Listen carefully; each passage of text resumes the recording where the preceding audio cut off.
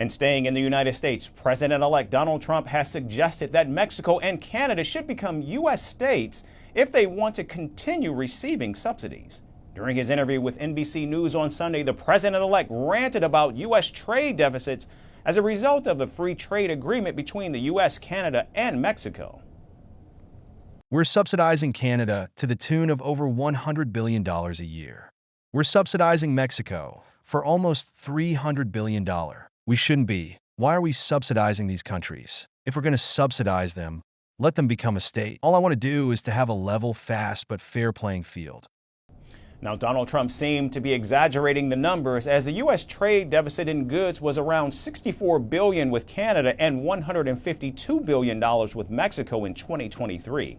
And for the first 10 months of this year, the deficit figures was about $50 billion with Canada and around $141 billion with Mexico.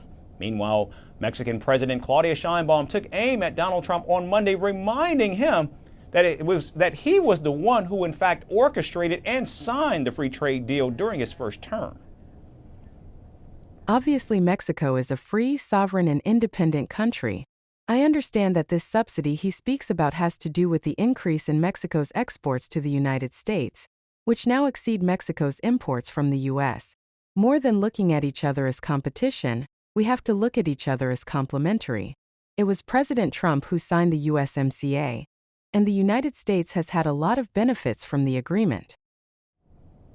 Donald Trump's comments come days after he threatened to impose a 25% tariff on all Mexican and Canadian exports on day one of his presidency. However, he said the motivation for the tariff was not trade imbalance, but the problem of drugs and migrants coming illegally into the United States via these countries.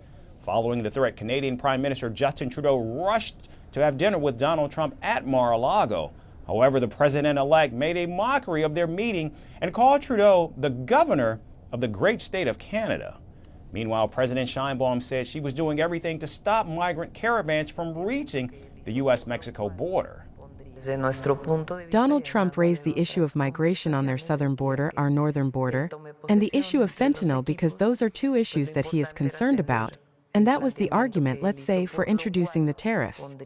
I raised all these issues with President Trump, and I told him that the caravan he mentioned in his publication, well, that caravan in reality is not going to reach the northern border because we have a strategy in place, and it's being taken care of in our country. Now, it's no secret that the incoming commander-in-chief's tariffs would significantly impact the trade relationship between the three countries, raising the prices of goods for all Americans. But it remains to be seen if Donald Trump would sabotage his own free trade pact with Mexico and Canada and let Americans suffer.